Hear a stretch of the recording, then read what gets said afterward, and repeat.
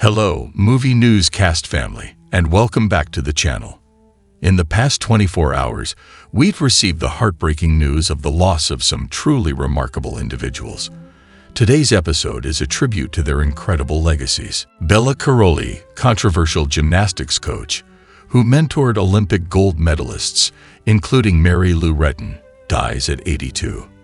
The Romanian-born coach, along with his wife Martha, garnered international recognition for his role in turning Team USA women's gymnastics into the gold medal machine it is today.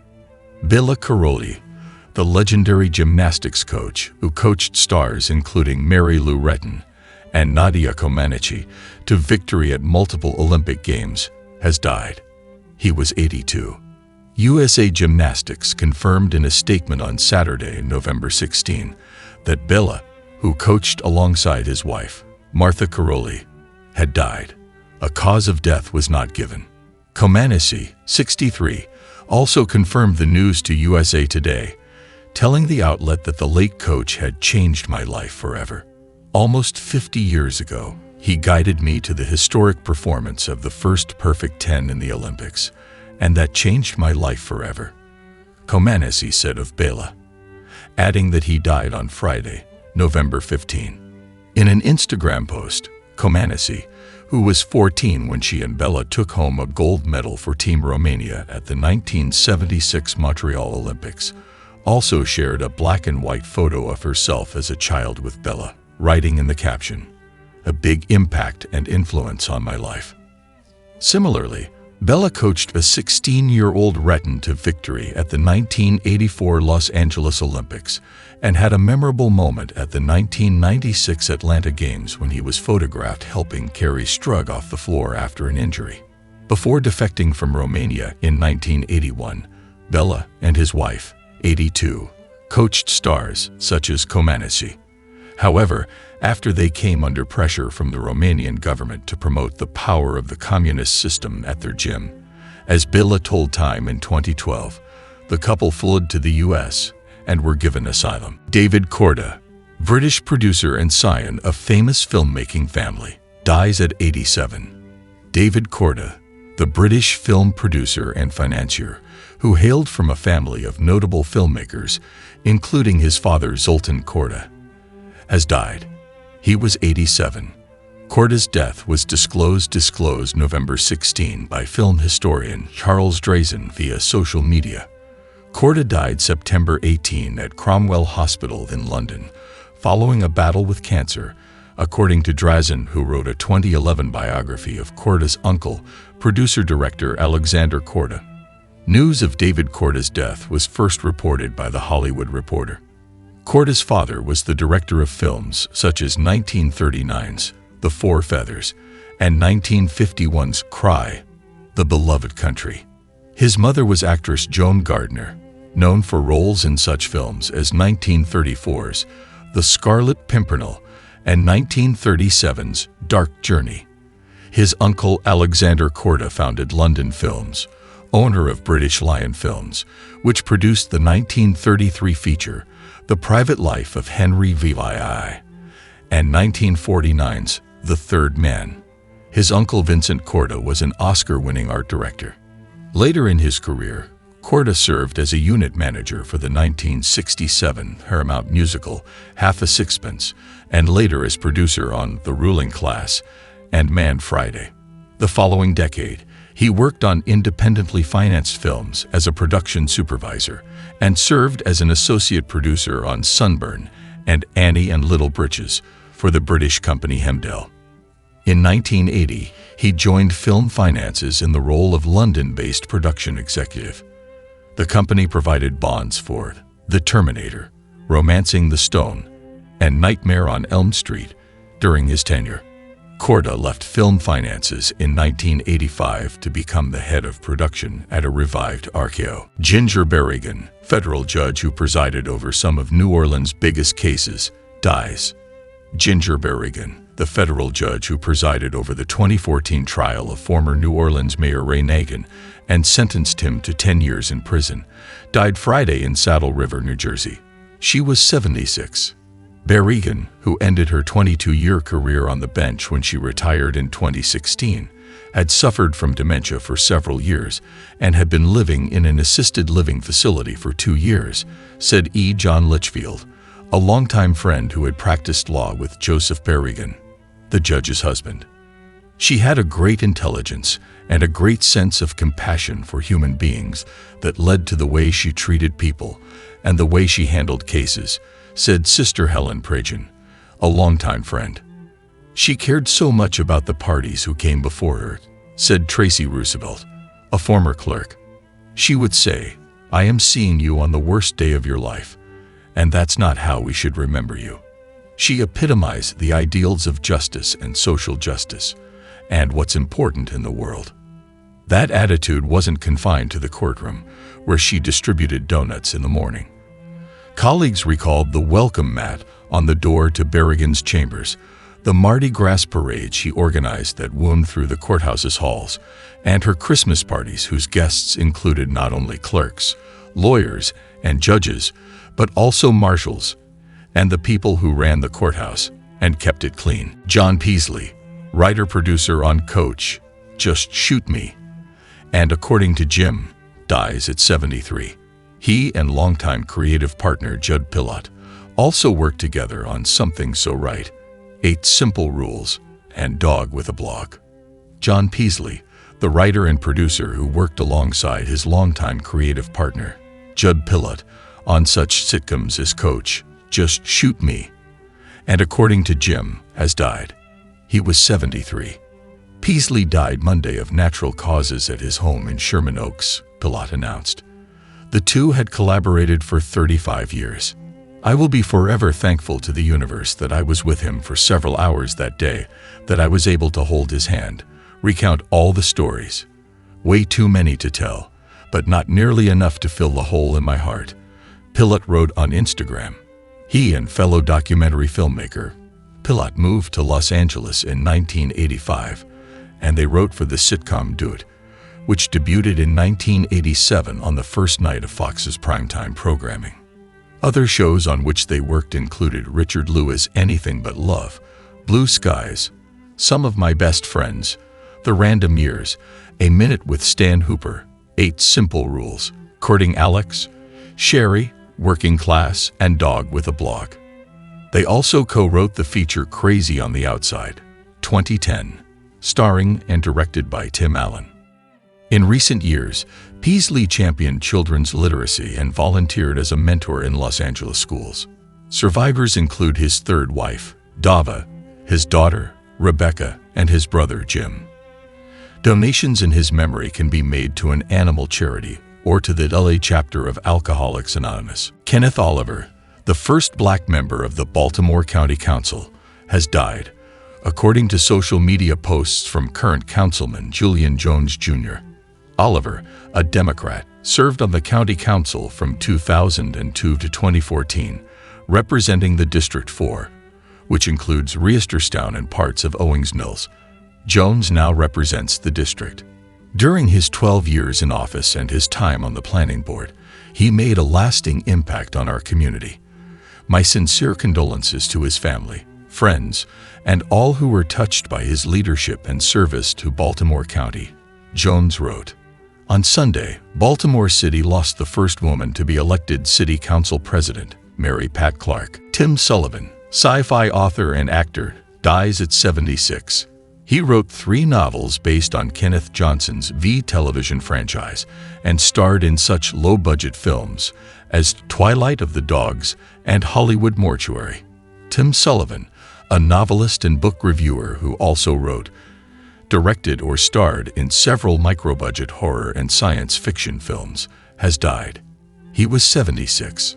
Sullivan died Sunday of congestive heart failure in hospice in Newport News, Virginia. John R. Ellis, a friend of his for 50 years, told The Hollywood Reporter. Sullivan starred as a military pilot who survives a worldwide plague and battles giant mutant spiders in the Ellis-directed sci-fi thriller Twilight of the Dogs, 1995. He and Ellis teamed on the screenplay as well. Sullivan wrote at least 7 sci-fi novels during his career, 3 of them based on Kenneth Johnson's NBC miniseries and series in the mid-1980s about an alien invasion of Earth. One of 2 sons of a U.S. Postal Service worker, Timothy Robert Sullivan, was born on June 9, 1948, in Bangor, Maine. One of his neighbors was Richard Tozier, who would later be featured in 3 Stephen King novels. Sullivan attended John Baptist Memorial High School, earned a degree in literature from Florida Atlantic University, and lived in Philadelphia and Washington before settling in Southern California in 1988. He wrote dozens of short stories, including 1981's Zeke, a tragedy about an extraterrestrial stranded on Earth that was nominated for a Nebula Award. His novels included 1988's Destiny's End, 1989's The Parasite War, 1991's The Martian Viking and the Dinosaur Trackers, and 1992's Lords of Creation. Lou Donaldson dead. Veteran jazz saxophonist, known for Blues Walk and Alligator Boogaloo, dies at 98. His family announced the news on his official website, saying, "The family of Sweet Papa Lou Donaldson sadly confirmed his death on November 9, 2024. A private service will be held. Thank you for your support of Lou and his music throughout his career. Because of you, his legendary contributions to jazz will live on forever." Donaldson, a native of Baden, North Carolina, was celebrated for his warm, fluid alto saxophone style, blending bop, soul, blues, and pop into a unique sound. He emerged in the post-World War II jazz scene and collaborated with some of the greatest musicians of his time, including Thelonious Monk, Milt Jackson, Art Blakey, and George Benson. Donaldson's work was sampled by artists such as Dr. Dre, Kanye West, Nas, $AP Rocky, De La Soul, and Amy Winehouse. Among his notable albums were Alligator Boogaloo, Lou Donaldson at his best, and Wailing with Lou. He was also known for opening his performances with the 1958 track Blues Walk. "That's my theme song," he said in a 2013 interview with the National Endowment for the Arts, which named him a jazz master that year. "Got a good groove to it." Former veteran state lawmaker James Buskey has died. A man who represented Mobile in the Alabama legislature for 42 years has died. James Buskey, a Democrat and native of Greenville, Alabama, served the residents of House District 99 after a long career as an educator in the Mobile County public school system. Buskey was an assistant principal at Williamson High School, LaFleur High and Chesting Middle School before pursuing a career in politics. In 1997, Buskey ran in the special election to succeed the late Michael Figures in the Alabama Senate. He lost to Figures' wife, Vivian Davis Figures, who still holds that office. Joanne Chory, Salk plant biologist who found ways to blunt impacts of climate change, dies at 69. She remained a tireless researcher for decades after developing Parkinson's disease. Joanne Chory, a Salk Institute biologist widely admired by climate scientists for her efforts to get plants to absorb greater amounts of greenhouse gases, died Tuesday at a hospital in La Jolla, the institute said. She was 69. Chory, who lived in Del Mar much of her life, passed away due to complications from Parkinson's disease, the institute said in a statement. She was diagnosed with the disease in 2004 and, despite the challenges, continued to lead her lab until her death. Her children were in kindergarten and 3rd grade when she was diagnosed with Parkinson's, which she described as a pretty horrible break. Some of the best work of her career followed that diagnosis. Earlier this year, Chory was awarded the Benjamin Franklin Medal in Life Science from the Franklin Institute in Philadelphia.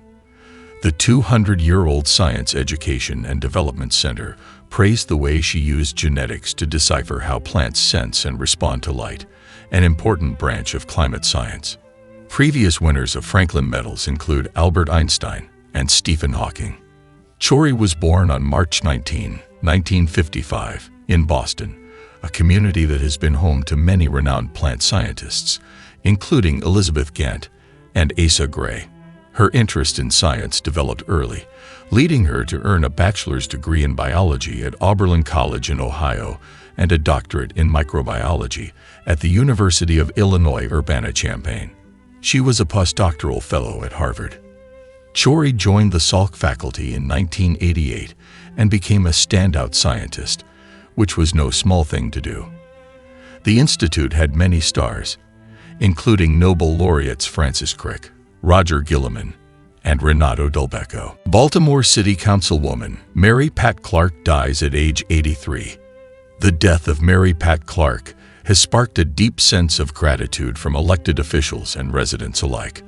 The former president of the Baltimore City Council died at age 83.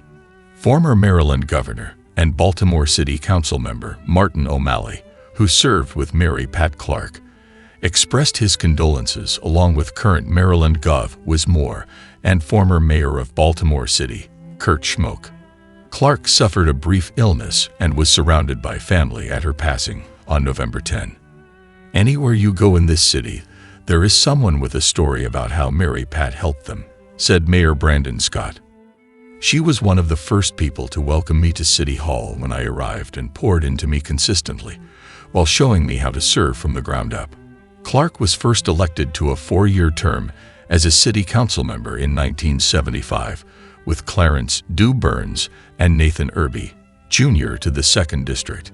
At the time, the city was divided into 6 districts, with 3 members each.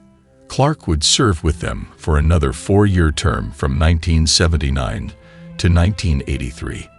During her tenure in office, Clark received many honors for her service.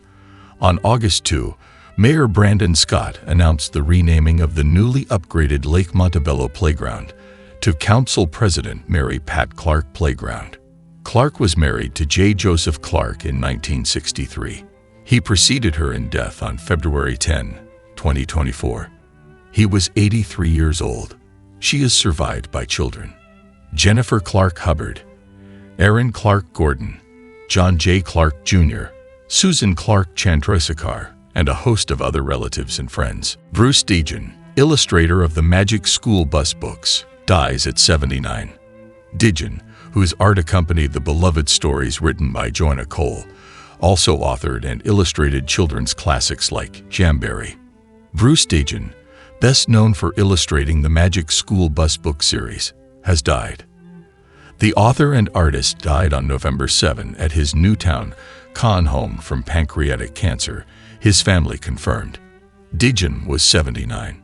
Dejan was born on June 14, 1945 in the Brownsville neighborhood of Brooklyn, NY. He showed an inclination for art at an early age and attended the High School of Art and Music, now known as LaGuardia High School in New York City.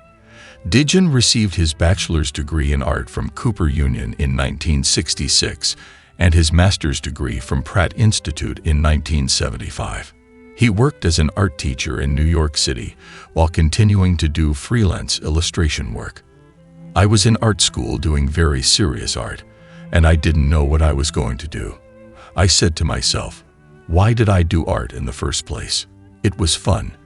Dejan told Science.org in 2020, and I realized that, in my heart of hearts, I wanted to do children's books because they could be funny and beautiful. In addition to the Magic School Bus series, Dejan wrote and illustrated the 2012 children's book I Gotta Draw. You can do a painting, and it might end up being on somebody's wall, but if you do a book, it goes out into the world. Dejan told Reading Rockets in 2008. It's in libraries. It's in homes. There's nothing like that. There's nothing like the fact that you've actually become part of somebody's family life. Dejan is survived by his wife, Christine, who he married in 1968, and their sons, Benjamin and Alex. David Burnham, New York Times reporter who exposed police graft, dies at 91. Tipped off by the detective Frank Serpico, he wrote an explosive series on police corruption in New York City, sparking an investigation by the Knapp Commission. David Burnham, the New York Times journalist who was set to meet with Karen Silkwood to expose nuclear safety issues at a plutonium plant in Crescent, died at 91. He died in a choking incident during dinner on October 1. He spent his last day entertaining house guests and reminiscing about his life and work, according to Joanne Omang, Burnham's wife. "He went out well," Omang said. "It was about as good of an end as one could hope for at 91. Burnham's career as an investigative journalist inspired the movie Serpico, but he is also known as the reporter who was to meet with Silkwood on November 13, 1974. Silkwood was instructed by the Oil, Chemical and Atomic Workers Union to collect documents of issues at the Kerr-McGee Cimarron fuel fabrication site, which Burnham would then use to write a story. "I first said, 'No,'" Burnham told KOCO5 in 2023. "But my bureau chief said, 'Yeah, you're going.' So, I went to Oklahoma City." John Lasell, Dark Shadows actor, dies at 95. Character actor John Lasell, who is remembered for his recurring role as Dr. Peter Guthrie, a parapsychologist in the 1960s daytime serialized drama Dark Shadows, has died in Los Angeles at the age of 95. The news was confirmed by an obituary notice, which listed the death date as October 4.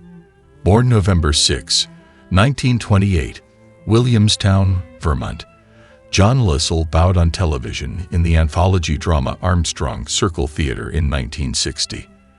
That same year, he made guest appearances in dramas Hong Kong and Alcoa Presents, One Step Beyond. Lasell continued making the rounds as a guest star in series like The Twilight Zone, Wagon Train, Gunsmoke, Hazel, Ben Casey, Route 66, Flipper, Dr. Kildare, I Spy, and in 3 episodes of legal-themed Perry Mason before debuting on the aforementioned Dark Shadows. Famous siblings Pedro and Lux Pascal lit up the red carpet at the global premiere of Gladiator II in London on November 13. While Pedro, who adores his sister, certainly looked dapper in his all-black ensemble, it was Lux who stole the show in her striking gown, as she prompted a flurry of compliments from online admirers. For the star-studded affair, Pedro, who stars in the action-packed film as Marcus Acacius, sported a black long-sleeved formal top that left a glimpse of his chest exposed with its low-hung neckline. He tucked his shirt into a pair of formal pants and completed his ensemble with black dress shoes. Matching her brother's demure elegance, Lux stunned in a long black gown. Her beautiful dress features a high-neck collar and daring cutouts, giving viewers a cheeky glimpse of Lux's left thigh and lower midsection. The 2 cutouts are fastened together by a glimmering emerald-colored buckle.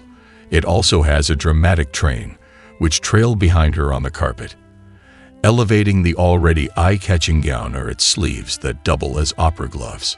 Lux accessorized with a silver ring and matching dangling earrings, and wore black high heels. She left her dark locks, which feature a fringe, in loose waves. In addition to online photos of the pair, several videos show heartwarming moments shared between the siblings. One standout post was published on Instagram by the Spanish branch of Harper's Bazaar, which depicted Pedro fixing Lux's train so that it spread out nicely on the carpet. After ensuring that the train looked right, the attentive big brother went to stand by his sister's side so the 2 could continue to pose for photos. Other videos show Pedro and Lux chatting, smiling, and laughing together as camera flashes went off around them. A post shared on Instagram by the Last of Us actor revealed that he and Lux's father, Jose Pedro Balmaceda Riera, joined them at the premiere. Jose looked handsome in a black suit with a bowtie. Additional images show Pedro posing with his fellow Gladiator I co-stars such as Denzel Washington, Paul Mescal, Connie Nielsen, and Joseph Quinn, to name a few.